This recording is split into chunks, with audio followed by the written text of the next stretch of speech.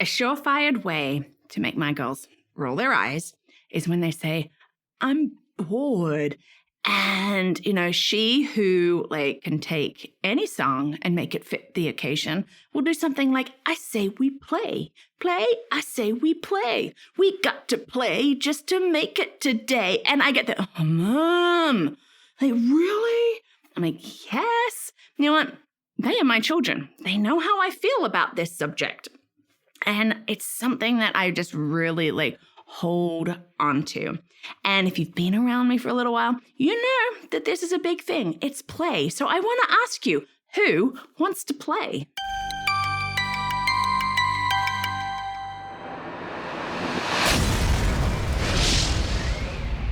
Hi, and welcome to Learning Life. And thank you so much for joining me today as we are having a look at just something that I think is such a wonderful thing for our children and something that perhaps they're not getting enough of.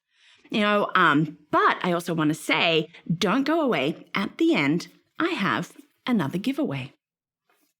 And thank you to everybody who has been watching and for your likes, your subscribes, and for your comments. Thank you for being part of this learning life. Look, what do you feel about play? Okay, I believe in the importance of play. That is part of the reason why we homeschool. I want my girls to have more time to play, okay? It is a key thing for me. You know what? I don't want it to be little snippets here and there. I really do love to have it being the bulk of the day for them because there is so much that they can be learning. There is so much that they can be doing. Why is play important? Play is important because of the skills our children develop, such as flexible thinking, facing and overcoming fears, problem-solving skills. I love that one. Processing emotions, trying new things. Look, that's such a great list for me. And then they learn how to share, how to take turns. Sharing is such a big thing, we want that to develop. They learn to deal with conflict. Don't we want to see that for our children? I know I do. As they build and they develop that, especially we've been seeing that deal with conflict part has been such a key thing for my girls of late as they play. And also they learn how to make mistakes and what to do when they make mistakes. Our children will also discover their interests and their passions. It comes out in their play, and they're going to be able to build and hone and develop their skills and their abilities. Development of play. There are many different kinds of play, like fantasy play, dramatic role play. I have a video on that, Play and Learn, and the link is down below. But did you know that there are actually developmental stages of play? I have been asked about these recently, and I think there's been some confusion about it because it's do they have to where and what and at what age? Well, here are the 6 stages of play. Our first one is unoccupied play. That is our newborn, up until 3 months. At this stage, our baby is just making a lot of bodily movements, arms, legs. They are discovering and learning about how their body moves. We then come into solitary play, which is up to about the age of 2. And this is when a child plays alone. They're not interested really in playing with others quite yet. Okay, so that's up to about the age of 2. And then we get onlooker play. And this happens at about the age of 2. And during this stage, a child begins to watch other children playing, but yet does not play with them. Which moves us to parallel play, 2 to 3 years of age. And this is when a child plays alongside or near others, but does not play with them. And you'll often see that, just children, just playing their own thing. They're not playing with each other, they're just playing next to each other.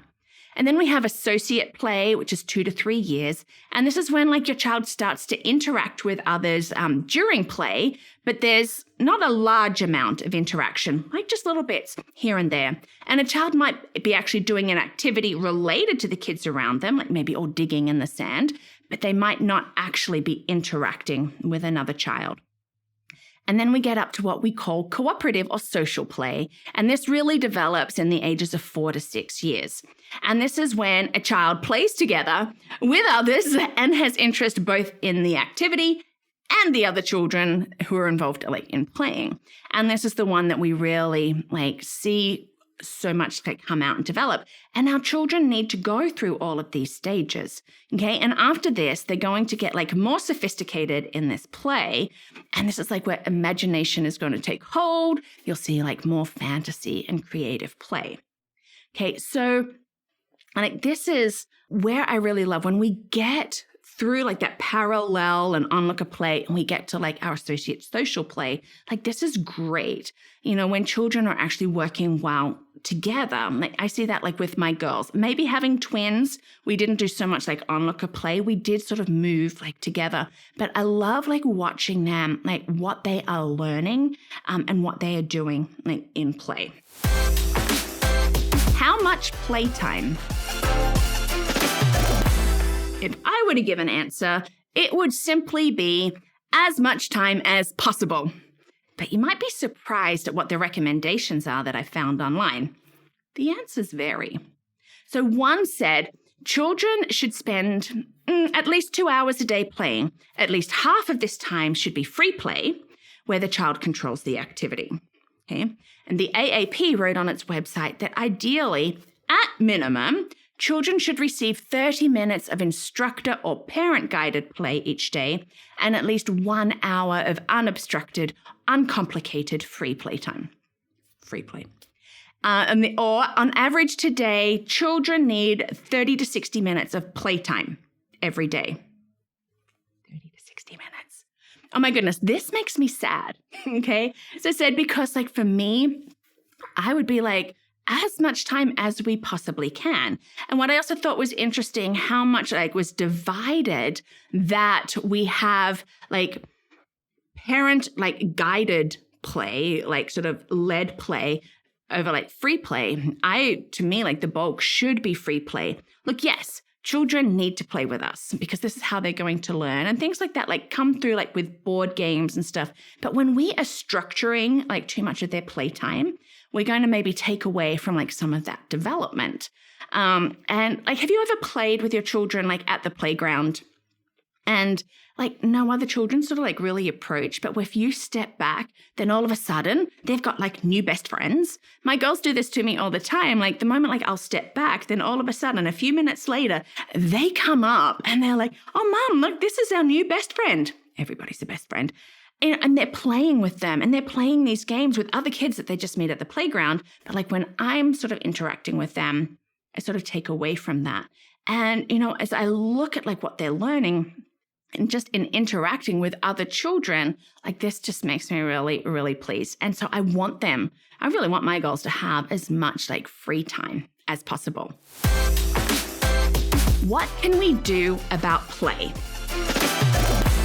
I think we need to get back to encouraging play, a play revolution. It's not just for unwinding after school or staying out of our hair while we get dinner ready. It is a fundamental part of childhood. Okay? There is so much that they learn from this. And, if we're just using it as a distractor, or little pieces here and there, then, we are taking away something that enables, go back to that beginning where I'm talking about the main points of what we get out of play. So if we're going to have a play revolution, which I think that we should, this is why we do 1,000 hours outside. Now, yes, some of those hours are swimming, hiking, biking, stuff together as a family, but I actually encourage a lot of their free play to be outside. As I said, we homeschool for this so that they can actually have more free time. And I love listening to their conversations. I eavesdrop on things and to watch them work things out. There's been times that I've had to I step in because I think that they're fighting, but no, they're actually play fighting, but they're actually working out feelings in that. And it always cracks me up when I hear myself come out of one of them in how they respond. But we need stuff like that. At school, we need more recess time. I know that that is not like a thing that maybe people want to hear. I really do. Like children who have the opportunity to run around and play are going to come back into school like just feeling like more refreshed. I also think that maybe we stop overscheduling our kids. There are so many great things that they can do out there, like with sports and scouts and all of these different things, like amazing things that they can do. But if we are programming like all their day, then they're not really getting that time to play. And I feel like that is what we really need to give them. We really need to give like these moments of play. And I'm not just talking about like our 5, 6, 7-year-olds. I'm talking like all the way through our tween years, like even up like into our teens. Our teens need to play as well. And I'm not talking about video games. Like I'm talking like just being able to like engage, whether it's in board games or just some free play sort of conversation. Our children need this.